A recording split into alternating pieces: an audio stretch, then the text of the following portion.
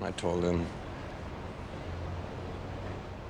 I didn't think there was anything else I could do.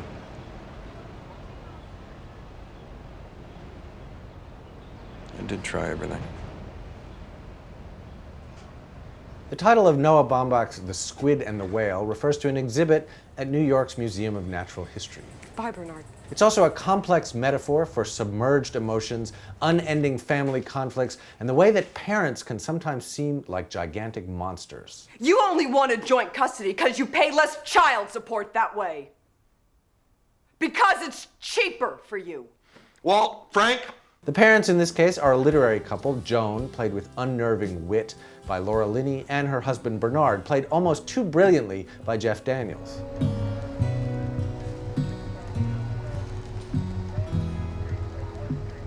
Degalas. What? It means bitch. Don't you remember? You're calling me a bitch? Now let me qualify a bit what I mean by brilliant. Bernard, the character, is not actually quite as brilliant as he thinks he is, while Jeff Daniels, playing him, is much more brilliant than he at first seems to be. The whole thing's very complicated. The collapse of their marriage is seen through the eyes of their older son, Walt, who's wonderfully played by Jesse Eisenberg. He does an amazing job of playing a sometimes unlikable, but ultimately sympathetic 15-year-old boy. I'm going to play lead guitar and do vocals on a song I wrote. Hey you, out there in the cold. Walt is smart, insecure, obnoxious, and confused, and it's his confusion that drives the story. It's like we were pals then, and we'd do things together. We'd look at the night armor at the Met, the scary fish at the Natural History Museum. I was always afraid of the squid and the whale fighting. I could only look at it with my hands in front of my face. When we get home, after my baths, she'd go through all the different things we saw that day at the museum, and we get to the squid and the whale, and she'd describe it for me. It was still scary, but it was less scary. And who wouldn't be confused in a family like this? In addition to Joan and Bernard, Walt has a younger brother named Frank, played by Owen Kline, who has his own very special way of handling the family trouble. There's an interesting crew of supporting players in this family drama, including Haley Pfeiffer, William Baldwin, and Anna Paquin. The Mother and the Horse. Looks like a cool movie.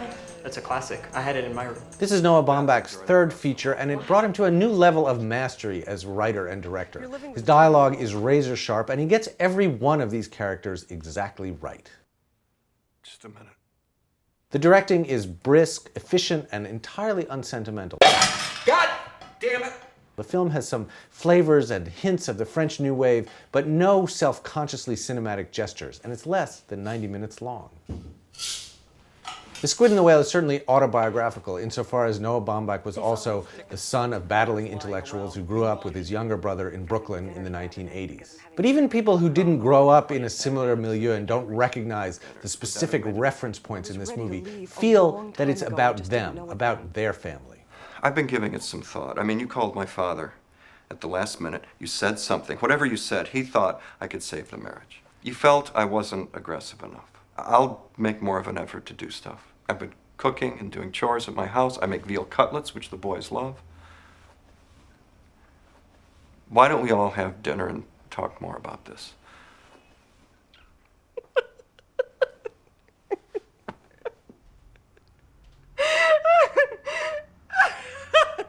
And that's because of Baumbach's keen insight into the shifting dynamics of power and affection that define life in any family, and also his understanding of the impulse of young adults to break free. The Squid and the Whale is the story of someone learning to see things for what they really are, and also learning to tell his own story in his own terms. Oh, babe, I'm on fire, and you know I admire your body. Why don't we slip away? Oh, sha-la-la-la-la, sha-la-la-la-la, hey, baby. Come on, let's